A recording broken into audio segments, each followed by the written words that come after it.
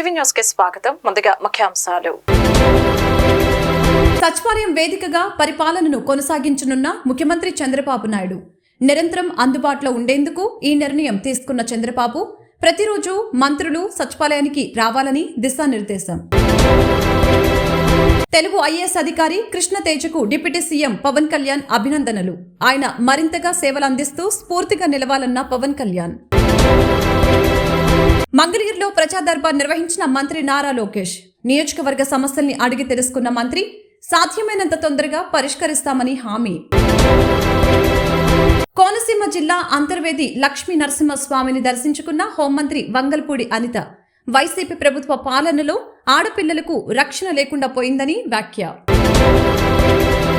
సచివాలయం వేదికగా ముఖ్యమంత్రి చంద్రబాబు నాయుడు పాలన కొనసాగించనున్నారు. నిరంతరం అందుబాటులో ఉండేందుకు ఈ నిర్ణయం తీసుకున్నారు. ప్రతిరోజు మంత్రులు సచివాలయానికి రావాలని దిశానిర్దేశం చేశారు. ముఖ్యమంత్రి ఆంధ్రప్రదేశ్ పగ్గాలు చేపట్టిన టీడీపీ అధినేత నారా చంద్రబాబు నాయుడు తన మార్కు పాలన అందించేందుకు అడుగులు వేస్తున్నారు. గత ప్రభుత్వంపై వ్యక్తమైన తీవ్ర విమర్శల్ని దృష్టిలో పెట్టుకుని ఆయన గతంలో మాదిరిగానే ఈసారి కూడా సచివాలయం కేంద్రంగా తన పాలన కొనసాగించాలని నిర్ణయించుకున్నారు. ప్రతిరోజు ఉదయం 10 గంటల నుంచి 6 గంటల వరకు సెక్రటరియట్లోనే అందుబాటులో ఉంటానంటూ తనకు కలిసిన పలువురు ప్రజా ప్రతినిధులకి చంద్రబాబు సమాచారం ఇచ్చారు. గతంలో వ్యవహరించిన విధంగానే ఈసారి కూడా సచివాలయంలోనే నిరంతరం అందుబాటులో ఉండి ఎప్పటికప్పుడు సమీక్షలు నిర్వహించబోతున్నట్లు ఆయన చెప్పారని తెలుస్తోంది. సెక్రటరియట్ నుంచి పాలన అందించాలని నిర్ణయించిన సీఎం చంద్రబాబు కేబినెట్ మంత్రులకు కూడా కీలక దిశానిర్దేశం చేశారు. మంత్రులు ప్రతిరోజు సచివాలయానికి రావాలని, అదేవిధంగా సమయపాలన ఖచ్చితంగా పాటించాలని సీఎం సూచించినట్లు తెలుస్తోంది. తమ శాఖలపై పట్టు పెంచుకోవాలని, పరిపాలన పరంగా సంపూర్ణ అవగాహన పొందాలని సూచించారు. సచివాలయంలో తనను కలిసేందుకు వచ్చిన మంత్రులకు ఆయన ఈ మేరకు దిశానిర్దేశం చేశారు. జాతీయ బాలల రక్షణ కమిషన్ పురస్కారానికి తెలుగు ఐఏఎస్ అధికారి కృష్ణ తేజ ఎంపికయ్యారు. దీంతో డిప్యూటీ సీఎం పవన్ కళ్యాణ్ కృష్ణ తేజను అభినందించారు. ఆయన మరిన్ని సేవలు అందిస్తూ ఉద్యోగులు, యువతకు స్ఫూర్తిదాయకంగా ఉండాలని ఆశిస్తున్నట్లు చెప్పారు. కరోనా, కేరళ వరదల సమయంలో ఆయన అందించిన సేవలను ప్రజలు మర్చిపోలేరని పవన్ తెలిపారు.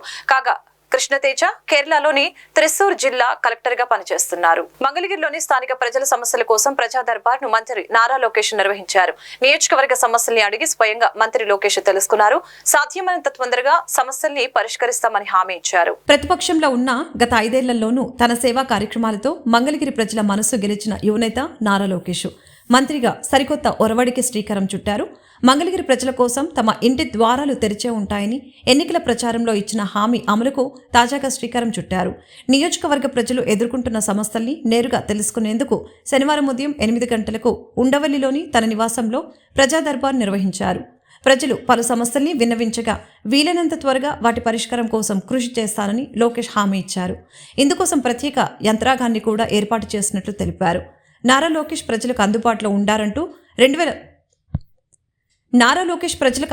ఉండారంటూ 2019లో వైసీపీ నేతలు తప్పుడు ప్రచారం చేశారు. అయితే ఇప్పుడు గెలిచిన వైసీపీ నేత 5 ఏళ్లు పత్తా లేకుండా పోయారు. ఓటమి పాలైన లోకేష్ మాత్రం నిత్యం ప్రజలకు అందుబాటులో ఉన్నారు. తన సొంత నిధులతో నియోజకవర్గంలో 29 సంక్షేమ కార్యక్రమాలను అమలు చేశారు. దీంతో ప్రజలు భారీ మెజారిటీతో గెలిపించారు. ఈ కార్యక్రమంలో ప్రజలకు మరింత చేరువగా వెళ్లేందుకు ప్రజా దర్బార్ నిర్వహించాలని లోకేష్ నిర్ణయించినట్లు తెలిపారు. నియోజకవర్గంలో ఉన్నప్పుడు ప్రతిరోజు ప్రజా దర్బార్ కొనసాగుతుందని ప్రకటించారు. ప్రజానేతగా లోకేష్ వేసిన ఈ తొలి అడుగు రాష్ట్ర వ్యాప్తంగా ప్రజా ప్రతినిధులకి మార్గదర్శకం కానుంది.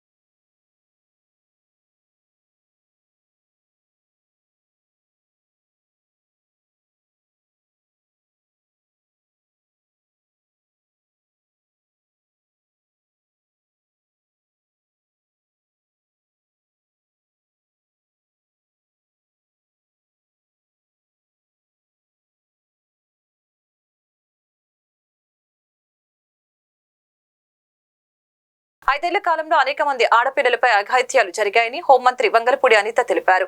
కోనసీమ జిల్లా అంతర్వేది లక్ష్మీ నరసింహ స్వామిని దర్శించుకున్నారు. స్వామివారి దర్శన అనంతరం ఆమె మాట్లాడారు.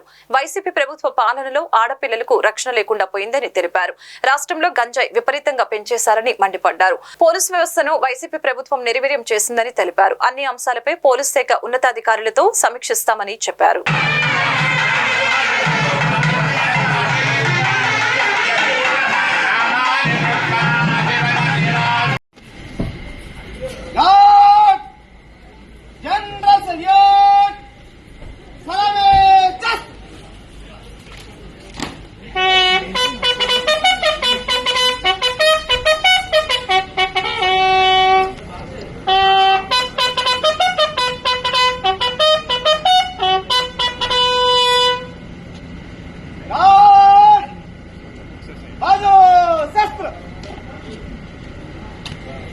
వృద్ధులకు ఆప్యాయత, ప్రేమానురాగాలను పంచుతామని, వారి శ్రేయస్సుతోనే సమాజానికి ఉషస్సు అని కలెక్టర్ ఎస్ ఢిల్లీరావు తెలిపారు.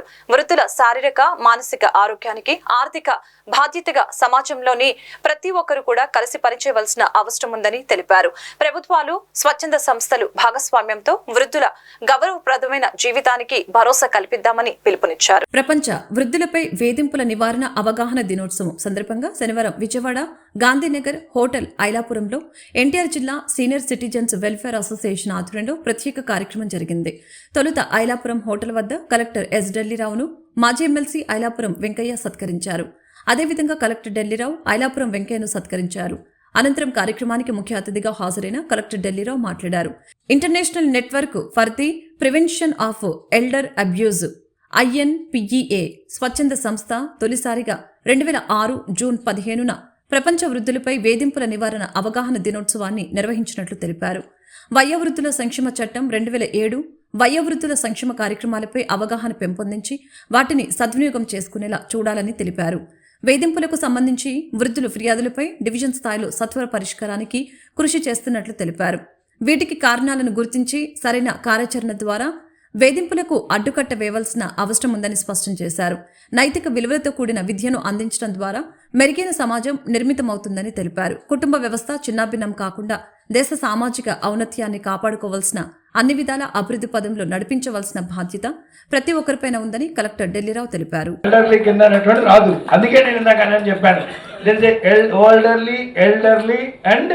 సీనియర్ సిటిజన్ దానికి మీనింగ్ ఉంది. అందుకే elderly abuse, senior citizens abuse అనలా, అంతేనా? ఎస్. సో డాక్టర్ గారు, మన సిఎల్ వెంకట్రావు గారు, ఇందాక నేను చెప్పాను కదా, అంటే ఆ టైంలో 14-19 టైంలో స్వచ్ఛాంధ్ర కార్పొరేషన్ చైర్మన్గా ఉండి చాలా కాంట్రిబ్యూట్ అనేటువంటి చేసినటువంటి వ్యక్తి. 20-21 ఆ టైంలో అతని వీడియోస్ ద్వారా ఎంతోమంది అనేటువంటిది మెడిసిన్స్ తీసుకొని వాళ్ళు నిజంగా బ్రతికారు. అది గొప్ప వీడియో. ఆ వీడియో ఎంత వైరల్ అయితే అంత వైరల్ అనేటువంటిది గొప్ప వ్యక్తి డాక్టర్ సిఎల్ వెంకట్రావు గారు, బాబు గారు, మృణాల్ గారు, సో చంద్రమౌళి గారు, కామరాజు గారు, మేడం అదే నన్ను ఇంటర్నేషనల్ ఫారంలోకి వెళ్ళిపోయారు అనుకున్నట్టు మేడం డాక్టర్ కీర్తి గారు, సో మన వెంకటేశ్వర గారు, సో అందరికీ కూడా నమస్కారం తెలియజేసుకుంటూ, మీ అందరికీ కూడా ఇక్కడికి వచ్చేసినటువంటి పెద్దవాళ్ళందరికీ కూడా పేరు పేరున నమస్కారాలు తెలియజేసుకుంటూ, ఈ కార్యక్రమం ఇక్కడ అది ప్రతి సంవత్సరం కూడా ఇక్కడే జరుగుతుంది. ఎస్. సో అక్కడ మన దగ్గర స్పందనలో చేశాం కదా, స్పందనలో చేసాం. సో ఈరోజు ఇంత మంచి ప్రెమిసెస్లో అంటే మన ఐలాపురం రామయ్య గారు కూడా ఈ సహకారంతో ఇంత చక్కగా ప్రోగ్రామ్ అనేది ఆర్గనైజ్ చేసుకుంటున్నాం. వారికి కూడా ప్రత్యేకమైనటువంటి ధన్యవాదాలు. ఎల్డర్లీ అబ్యూజ్ అనేది అంటే ఇది ప్రివెన్షన్ ఆర్ అవేర్నెస్, యాక్చువల్గా అయితే అవేర్నెస్కి సంబంధించినటువంటిది కదా. సో చాలా డేస్, వరల్డ్ డేస్ అనేటువంటివి ఉన్నాయి. అది ఇది వరల్డ్, ఎందుకంటే ఇంటర్నేషనల్ కాదు కదా. ఇదేంటిది? World day. వరల్డ్ డేకి ఇంటర్నేషనల్ డేకి తేడా ఒకటి ఏంటంటే, ఈ భూమి పైన ఉన్నటువంటి ప్రతి దేశం కూడా దీన్ని జరుపుకుంటే దాన్ని వరల్డ్ డే అంటారు. 2 కన్నా ఎక్కువ జరుపుకుంటే దాన్ని ఇంటర్నేషనల్ అంటారు. పేరుకి ఇంటర్నేషనల్ పెద్దగా కనిపిస్తుంది కానీ అది చిన్నది. ఓకే, అందుకే ఇది వరల్డ్. ఓకే, జగన్ పెద్ద సైకో అని మరొకసారి నిరూపించుకున్నాడని శాసన మండలిలో వైసీపీకి బలం ఉందని అధికార టీడీపీని నిరోధించవచ్చని వైసీపీ ఎమ్మెల్సీల సమావేశంలో జగన్ చిలక పలుకులు పలుకుతున్నాడని టీడీపీ మాజీ ఎమ్మెల్సీ బుద్దా వెంకన్న తెలిపారు.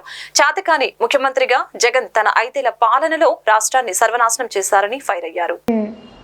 ప్రజలు సైకో అని ఎందుకంటారంటే అమరావతిని చంపేయడానికి శాసన మండలిని రద్దు చేద్దాం అనుకున్నాడు. రద్దు చేద్దామని అసెంబ్లీలో కూడా తీర్మానం పాస్ చేయించాడు. ఆ రోజు అసెంబ్లీ శాసన మండలి ఉండాలని, అమరావతి పాడవకూడదని చంద్రబాబు నాయుడు గారు సాక్షాత్తు శాసన మండలిలో విజిటర్స్ కూర్చునే దాంట్లో కూర్చొని మండలిని సమావేశాలని పర్యవేక్షిస్తుంటే ఆఖరికి జగన్మోహన్ రెడ్డి తట్టుకోలేక అవాళ జగన్మోహన్ రెడ్డి పెట్టినటువంటి ప్రలోభాలకి ఒకలో ఇద్దరు తప్ప మిగతా వాళ్ళందరూ కూడా చంద్రబాబు నాయుడు గారు చెప్పిన మాట ప్రకారం ఆ రోజు పార్టీకి విప్పుగా కూడా నేనే ఉన్నా, విప్పు జారీ చేశా. ఒకరిద్దరు తప్ప మిగతా వాళ్ళందరూ కూడా చంద్రబాబు గారు చెప్పిన దానికే ఓటేశారు. అవాళ అసెంబ్లీలో పెట్టినటువంటి తీర్మానం ఏదైతే ఉందో అది శాసన మండలిలో వీగిపోయింది. ఆ రోజు వెంటనే ఈ సైకో అమరావతిని చంపేద్దామని మండలిని రద్దు చేద్దాం అనుకున్నాడు. ఈయన నిన్న శాసన మండలి సభ్యులతో చిలక పలుకులు పలుకుతున్నాడు. మనకి మండలిలో బలం ఉంది, ఇవాళ పార్టీ మండలిలో మీరు అక్కడ ఏమొచ్చినా సరే ఇక్కడ వ్యతిరేకించాలి, ఇది ప్రజలకి ఆమోదమైనటువంటి ప్రజలకి కావాల్సినటువంటి పనులు తెలుగుదేశం పార్టీ చేసినా సరే దాన్ని వ్యతిరేకించండి అని సాక్షాత్తు జగన్మోహన్ రెడ్డి నిన్న శాసన మండలి సభ్యులకు చెప్పడం మనం మీడియాలో చూసాం. జాబ్ క్యాలెండర్ విడుదల చేస్తామని అధికారంలోకి వచ్చిన జగన్ యువతను మోసం చేయడంతో ఓటు రూపంలో గత ప్రభుత్వానికి బుద్ధి చెప్పారని బీజేవైఎం రాష్ట్ర అధ్యక్షులు మిట్టా వంశీ తెలిపారు. కూటమి ప్రభుత్వం అధికారంలోకి వచ్చిన వెంటనే మాట తప్పకుండా డిఎస్సీ పోస్టులు ఇచ్చిన ముఖ్యమంత్రికి ధన్యవాదాలు తెలిపారు. విజయవాడ సూర్యరావుపేటలోని బీజేపీ కార్యాలయంలో మీడియాతో మాట్లాడిన వంశీ యువతకు ఉద్యోగ ఉపాధి అవకాశాలు కల్పించేలా కూటమి ప్రభుత్వం త్వరలో గొప్ప నిర్ణయం తీసుకోబోతుందని తెలిపారు.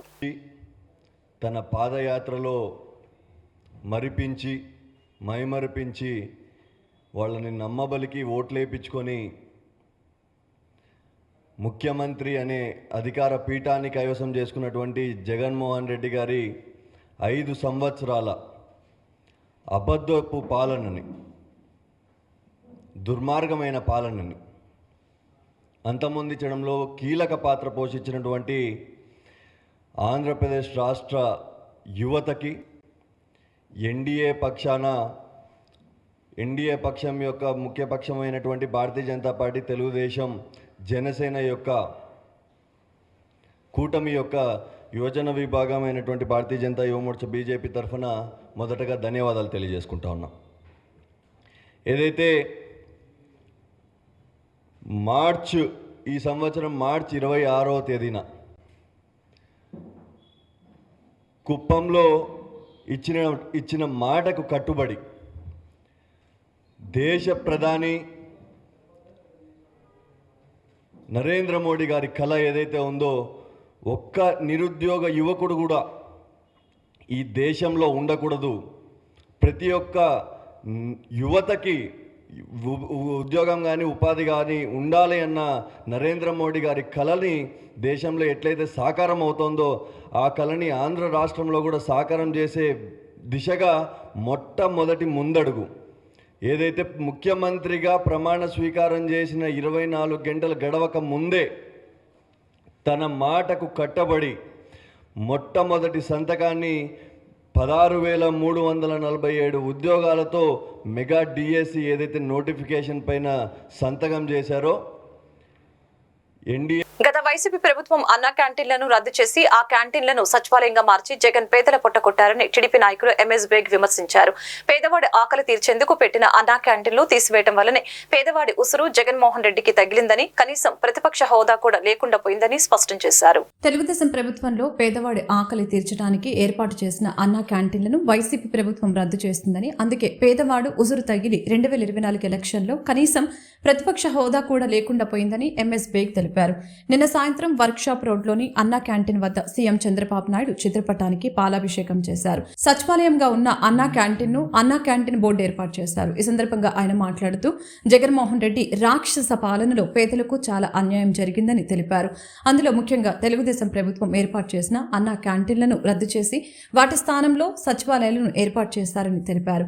త్వరలో సచివాలయాలను ఖాళీ చేసి వాటి స్థానంలో అన్నా క్యాంటీన్లను ప్రభుత్వం నిర్వహిస్తుందని తెలిపారు. చంద్రబాబు నాయుడు గారు 2014లో తెలుగుదేశం పార్టీ కూటమి అధికారంలో వచ్చాక పేదవాడి ఆకలి తీర్చేందుకు ఏదైతే పేదవాళ్ళు ఉన్నారో వాళ్ళందరూ కూడా ఉచితంగా ఆహారం అందించాలని చెప్పి ఆ రోజు చంద్రబాబు నాయుడు గారి నాయకత్వంలో తెలుగుదేశం ప్రభుత్వ హయాంలో అనేక చోట్ల రాష్ట్రంలో అన్నా క్యాంటీన్లను ఏర్పాటు చేసి ప్రతి ఒక్క ఆకలిలో ఉన్న పేదవాడి ఆకలిని తీర్చిదిద్దారు. చంద్రబాబు నాయుడు గారు అదేవిధంగా 200 రూపాయలున్న పెన్షన్ని ఏకంగా 2000 రూపాయలు చేపట్టిన ఘనత నారా చంద్రబాబు నాయుడు గారు తెలుగుదేశం పార్టీ ప్రభుత్వాన్ని అని చెప్పి ఆ రోజు మనమందరం కూడా గర్వపడ్డాం. మరి గత 5 సంవత్సరాలుగా ఒక రాక్షసన పాలనలో అన్నా క్యాంటీన్ అనే ప్రతి ఒక్క క్యాంటీన్ని కూడా మూసివేసి పేదవాడి ఆకలిని పొట్టన కొట్టి ఈరోజు పేదవాడి ఆకలి ఉసురు తగిలిన జగన్మోహన్ రెడ్డి మొన్న ఎన్నికల్లో ఏ రకమైన పరాజయం చెందాడనేది మనం అందరికీ తెలుసు. జగన్మోహన్ రెడ్డి ఏ రోజైతే అన్నా క్యాంటీన్ మూసేశాడో ఆ రోజు నుంచి అతని పతనం స్టార్ట్ అయింది. పేదవాడికి సంక్షేమం, అభివృద్ధి, ఆకలి అని తీర్చడానికి చంద్రబాబు నాయుడు గారు ఏ రకమైన పథకాలు పెట్టారో వాటన్నింటినీ చంద్రబాబు నాయుడు గారు పెట్టిన ప్రతి పథకాన్ని కూడా ఆపివేసే ప్రయత్నం జగన్మోహన్ రెడ్డి చేశాడని అందరూ కూడా చూసాం. అదేవిధంగా అతను ఒక రాష్ట్రంలో పనితనాన్ని చూసి ఏ ఒక్కడు కూడా మెచ్చుకోలేదు.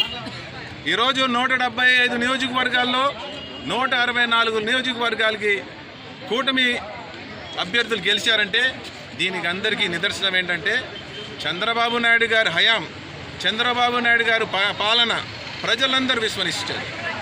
ఈరోజు మనం అందరం చూసాం విజయం చెప్పింది చేసే చిత్తశుద్ధి, పేదల కష్టాలను పట్టించుకోవడంలో ముఖ్యమంత్రి చంద్రబాబు నాయుడుకు ఎవరు సాటి లేరని మాజీ పార్లమెంటు సభ్యులు కొనకళ్ళ నారాయణరావు తెలిపారు. ముఖ్యమంత్రి నారా చంద్రబాబు నాయుడు ఎన్నికల ప్రచారంలో ఇచ్చిన 5 కీలక హామీల అమలుపై నిర్ణయం తీసుకున్నారని తెలిపారు. మాజీ పార్లమెంటు సభ్యులు కొనకళ్ళ నారాయణరావు మీడియాతో మాట్లాడారు. నేడు కూటమి ప్రభుత్వం అధికారం చేపట్టి మెగా డిఎస్సీపై మొదటి సంతకం చేయడం జరిగిందని తెలిపారు. అదేవిధంగా గత ప్రభుత్వ హయాంలో ప్రవేశపెట్టిన ల్యాండ్ టైటిలింగ్ యాక్టు రద్దుపై సంతకం చేయడం జరిగిందని అన్నారు.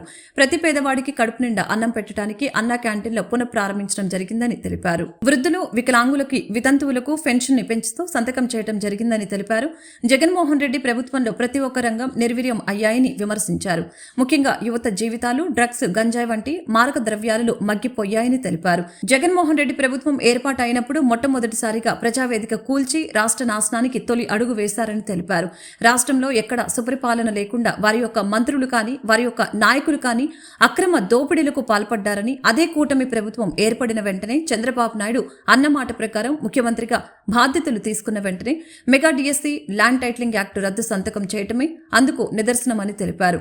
వాటితో పాటు పింఛన్ల పెంపు, అన్నా క్యాంటీన్ల పునరుద్ధరణ, నైపుణ్య గణన దస్తరాలపై సంతకాలతో 5 ఏళ్ల తన పాలన పేదల సంక్షేమం, యువతరం సాధికారతకు ఎలాంటి ప్రాధాన్యం ఇవ్వనున్నారో స్పష్టమైన సంకేతాలు ఇచ్చారని తెలిపారు.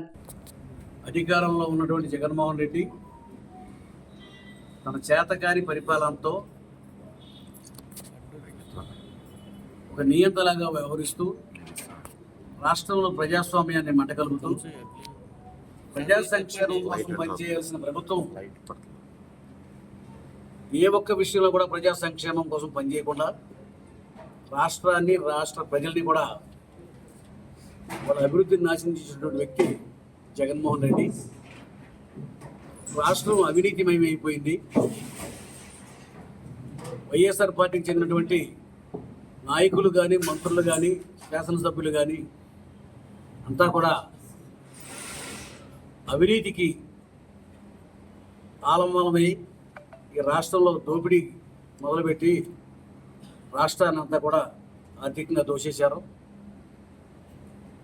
ఆ యొక్క నియంతృత్వ పరిపాలన మీద చంద్రబాబు నాయుడు గారు నిరంతర పోరాటం చేస్తూ ఆయన పైన అక్రమ కేసులు బనాయించి జైల్లో పెడితే పవన్ కళ్యాణ్ గారు బేషరతుగా వచ్చి పోలీసులు ఎన్ని అడ్డంకులు సృష్టించినా కూడా రాజమండ్రి జైలుకి వెళ్ళి చంద్రబాబు నాయుడు గారికి మద్దతుగా వైఎస్ఆర్ పార్టీకి వ్యతిరేకంగా ఉన్న ఓటు నేను చీలనివ్వను, జగన్మోహన్ రెడ్డిని గద్దెదించడం కోసం నేను చంద్రబాబు నాయుడు గారితో కలిసి పనిచేస్తానని చెప్పి పవన్ కళ్యాణ్ గారు, తర్వాత మోడీ గారు, బీజేపీ మూడు కూడా కూటమిగా ఏర్పడి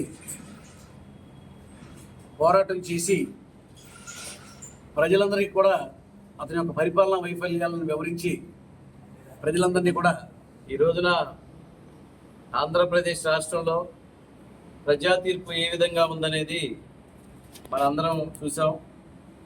ఎన్డీఏ భాగపక్షాలైన తెలుగుదేశం, జనసేన, బీజేపీ ఉమ్మడి ప్రభుత్వాన్ని ప్రజలందరూ కూడా ఏకపక్షంగా భారీ మెజారిటీతో శాసనసభ్యులుగా అందరినీ గెలిపించి నారా చంద్రబాబు నాయుడు గారిని ముఖ్యమంత్రి చేసుకోవడం జరిగింది. అలాగే మన కృష్ణా జిల్లాలో మొత్తం అన్ని శాసనసభ స్థానాలు కూడా మొత్తం వన్ సైడ్గా ఎన్డీఏ తరపున పోటీ చేసిన శాసనసభ్యులందరూ కూడా భారీ మెజారిటీతో గెలవడం జరిగింది. ఈ సందర్భంగా మన కృష్ణా జిల్లా అధ్యక్షులు, పార్టీ అధ్యక్షులు కొనగళ్ళ నారాయణ గారు, మాజీ ఎంపీ గారు, వీరందరూ కూడా మొట్టమొదటి నుంచి మన పార్టీ అధికారం కోల్పోయినప్పటి నుంచి కూడా ఏదైతే కృష్ణా జిల్లాలో ఈ ఉమ్మడిగా ఉన్న కృష్ణా జిల్లా అవ్వచ్చు, లేకపోతే మచిలీపట్నం పార్లమెంటు పరిధిలో ఉన్న 7 శాసనసభ స్థానాల్లో కూడా ఆయన మా అందరికీ కూడా తెలుగుదేశం పార్టీకి వెన్నుదన్నుగా ఉండి ఇన్ని కష్టాలైనా కానీ మేము అనుభవిస్తున్నా కానీ ఆయన మా అందరికీ కూడా సపోర్ట్గా ఉండి పార్టీని ఇవాళ కృష్ణా జిల్లాలో ఇంత భారీ ఎత్తున ఒక్కొక్క శాసనసభ్యుడికి 50 నుంచి 60 వేల మెజారిటీ వచ్చే విధంగా శాసనసభ్యుల్ని, మమ్మల్ని అందరినీ కూడా తోడ్పాటు అందించిన కొనగళ్ళ నారాయణ గారికి ఈ సందర్భంగా మేము ధన్యవాదాలు తెలియజేసుకుంటాం. రాష్ట్రంలో గత 5 సంవత్సరాల నుంచి చూసాం, మాజీ ముఖ్యమంత్రి జగన్మోహన్ రెడ్డి ప్రజల వద్దకు వెళ్లాలంటే పట్టాలు పరదాలు కట్టుకొని వెళ్లాల్సిన పరిస్థితి వచ్చింది. ఇవాళ చంద్రబాబు నాయుడు గారు అధికారంలోకి రాగానే, ఆయన ముఖ్యమంత్రిగా ప్రమాణ స్వీకారం చేయగానే అక్కడ చూడండి, రాజధాని రైతులు పూల వర్షం కురిపించి పూల మీద తీసుకెళ్లారు ఆయన్ని.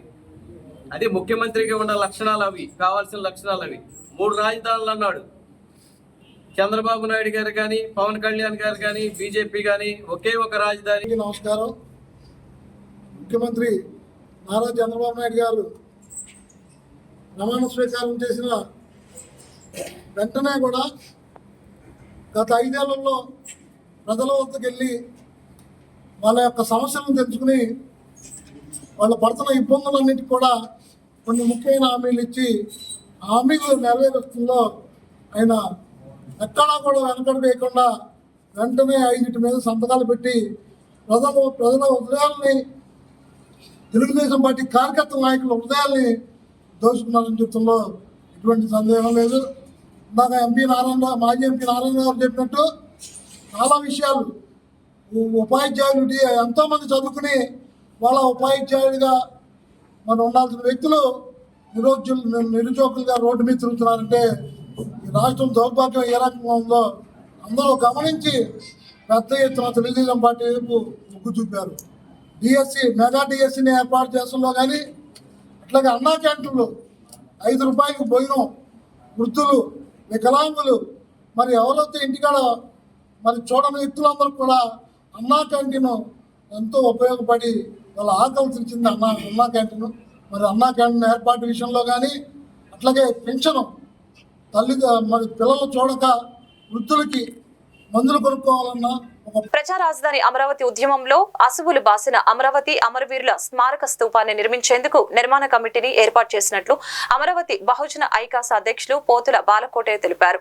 ప్రపంచంలో కనీవిని ఎరుగని రీతిలో పోరాటం చేసి అమరులైన వారిని స్మరించుకోవటం మనందరి బాధ్యత అని తెలిపారు. శనివారం గాంధీనగర్ ప్రెస్ క్లబ్లో ఎంఆర్పీఎస్ రాష్ట్ర అధ్యక్షులు పేరుపోగు వెంకటేశ్వరరావు మాదిగ మీడియాతో మాట్లాడారు. ఈ సమావేశంలో ఆయన మాట్లాడుతూ 2024 సార్వత్రిక ఎన్నికల్లో తెలుగుదేశం పార్టీ గెలుపు కోసం నారా చంద్రబాబు నాయుడు ముఖ్యమంత్రి కావాలని 35 మాదిగ సంఘాలు ఐక్య కార్యాచరణ కూటమిగా ఏర్పడి రాష్ట్రంలో మాదిగలంతా తెలుగుదేశానికి ఓట్లు వేసి గెలిపించుకునేలా చేశారని అన్నారు. బాలయోగి లోక్సభ స్పీకర్గా, రాష్ట్రంలో అసెంబ్లీ స్పీకర్గా ప్రతిభా భారతిని చేసి గౌరవించిన విధంగా ఇప్పుడు తమ నాయకుడు వర్ల రామయ్యకు గవర్నర్ పదవి ఇచ్చే విధంగా కృషి చేయాలని డిమాండ్ చేశారు. మాల సామాజిక వర్గాన్ని స్పీకర్ పదవులిచ్చి చంద్రబాబు నాయుడు గౌరవించినట్లే తెలుగుదేశం పార్టీ కష్టకాలంలో వెన్నంటే ఉండి రాజ్యసభ సీటు వచ్చినా రాకపోయినా నిరంతరం కష్టపడుతూ వెన్నుదన్నుగా నిలిచిన మాదిగ సామాజిక వర్గానికి చెందిన వర్ల రామయ్యకు గవర్నర్ పదవి వచ్చేలా కృషి చేయాలని ఆయన కోరారు. కార్యక్రమంలో ఎర్రంశెట్టి ప్రసాద్, పులిపాక ప్రవీణ్, జార్జి, క్రాంతి కిరణ్, నల్లూరి రమేష్, గౌరిశెట్టి సుబ్రహ్మణ్యం, లీలా, కృష్ణకుమారి తదితరులు పాల్గొన్నారు. నుంచి కూడా కసిగా వచ్చి ఓటు ఊలోడు సైతం హైదరాబాద్ వెళ్ళినోడు తన ఛార్జీని తాను పెట్టుకొని వచ్చి ఓటు చేశారు. దీన్ని గుర్తించాలి. ఈ స్తూప నిర్మాణానికి మిత్రులందరూ కూడా సహకరించాలి. 3 ప్రాంతాల యొక్క మేధావుల్ని ఇందులో కలుపుకుంటాం, కరచాలనం చేసుకుంటాం. ఇది ఒక పవిత్రమైన కార్యక్రమంలాగా ఒక ఆకృతిని నిర్మించి దాన్ని ఎక్కడ నిర్మించాలి, సీడ్ యాక్సిస్ రోడ్లో నిర్మించాలా, లేదా దానికి ప్రత్యేకమైన స్థలం తీసుకొని నిర్మించాలా, లేదా మేమే రైతుల యొక్క భాగస్వామ్యంతో నిర్మించుకోవాలనేది ఈ కమిటీ సభ్యులు నిర్ణయించుకుంటారు. త్వరలో ఈ కమిటీ ఆధ్వర్యాన ముఖ్యమంత్రి చంద్రబాబు నాయుడు గారి అపాయింట్మెంట్ తీసుకొని ఆయన్ని కలిసి ఈ నివేదికను కూడా సమర్పిస్తాము. నేను ఇలా మాట్లాడాలంటే ఎంతసేపు అయినా మాట్లాడాలి, మిత్రులందరూ కూడా ఇబ్బంది పడతారు. కానీ చెప్పక తప్పదు. ఒక చిన్న కథ చెప్తా. గయ్యాలి గంగమ్మ అని చెప్తున్న ఊళ్ళో గంగమ్మ ఉన్నాను, మంగమ్మ అని ఒక ఉన్నాను. మంగమ్మ చాలా మంచిది, గంగమ్మ గయ్యాలి.